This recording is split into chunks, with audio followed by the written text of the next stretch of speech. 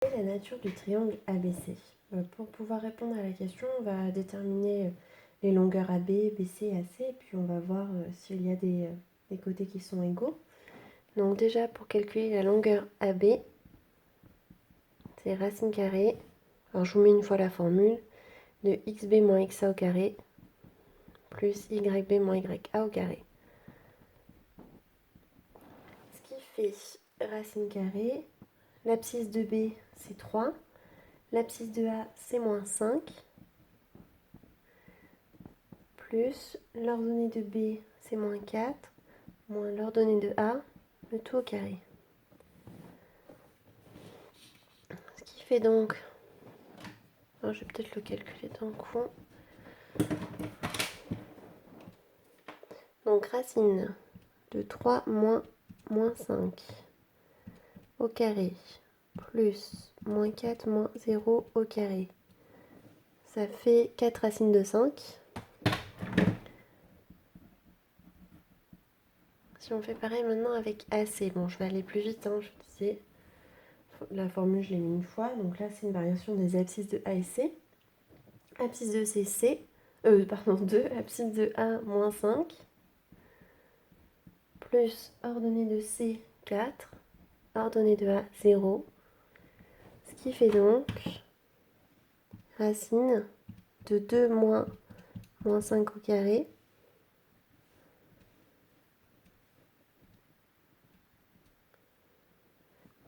plus 4 moins 0 au carré, ce qui fait racine de 65. Et le dernier, BC, donc pareil, on prend l'abscisse de B, moins l'abscisse de C, au carré, l'ordonnée de B, moins l'ordonnée de C, au carré. On calcule ça aussi. Je crois que je vais reprendre la formule de tout à l'heure et je vais remplacer. Donc là, on doit avoir un 4. Là, c'est un moins 4. Et après, ça doit être 3 moins 2. Ce qui fait donc racine de 65. On a deux longueurs qui sont égales. Donc, a priori, c'est un triangle isocèle. Pour voir s'il y a un angle droit, alors 4 racines de 5, ça faisait 8,94. Donc, c'est s'il y a une hypoténuse, c'est ce côté-là. Donc, la question maintenant, c'est est-ce que quand on met ça au carré plus ça au carré, on tombe oui. Donc, est-ce que j'ai le théorème de Pythagore qui marche? Donc, quand je fais 65 plus 65, ça fait 130. Quand je fais 4 racines de 5 et que je le mets au carré, est-ce que ça fait pareil? Non. Ah oui, mince. J'ai oublié les parenthèses. Sinon, il n'y a que racine de 5 qui est mis au carré. Donc, ça fait pas 130. Donc, c'est pas... il n'y a pas d'angle droit. Donc, AC égale BC. Donc, ABC est isocèle en C.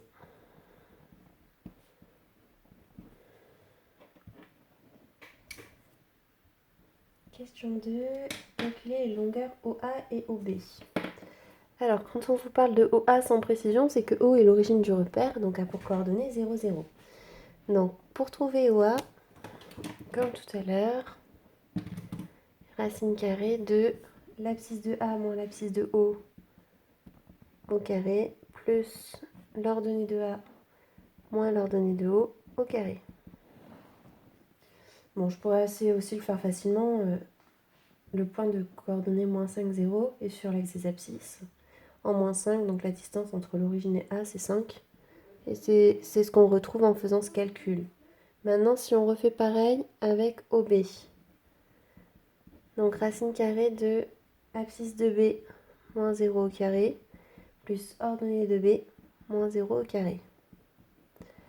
Quand on calcule ça, ça va faire 3, 9 et 4, 16, 25, ça va faire 5. Donc OA et OB mesurent 5. 3, on déduit que la droite OC est la médiatrice du segment AB. Donc si je le représente, ça veut dire que si on a le segment AB, c'est quoi la médiatrice OC? Ça veut dire que OC serait a priori au milieu. et couperait perpendiculairement le segment AB. Alors, je peux dire que c'est vrai. Je vais peut-être faire un dessin un peu plus réaliste, on va dire. Si je fais un dessin un peu plus réaliste que ce que je viens de faire. On a dit que, donc O c'est l'origine. A c'est moins 5, 0. B c'est 3, moins 4. Je fais quelque chose à peu près. Hein. C c'est 2, 4.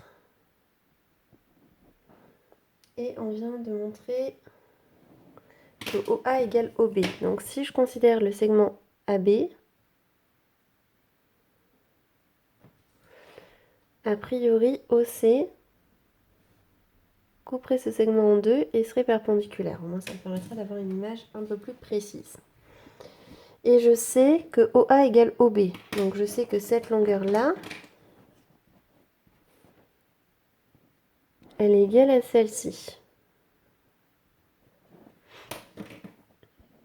Et si vous regardez la question d'avant, on a montré que AC était égal à BC. Donc on a montré que cette longueur était égale à celle-ci.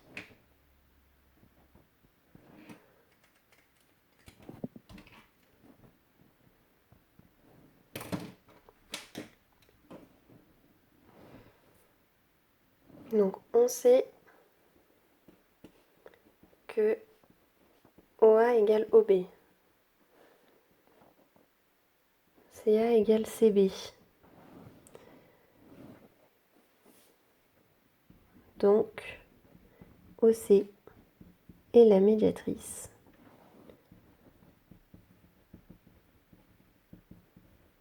du segment AB. Je vous rappelle qu'une médiatrice a pour particularité que tous les points qui sont sur la médiatrice sont à égale distance des extrémités du segment.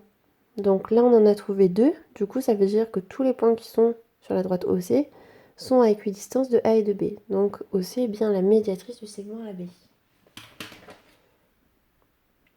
Dernière question, en déduire la nature du triangle OAB. Oui, c'est ça.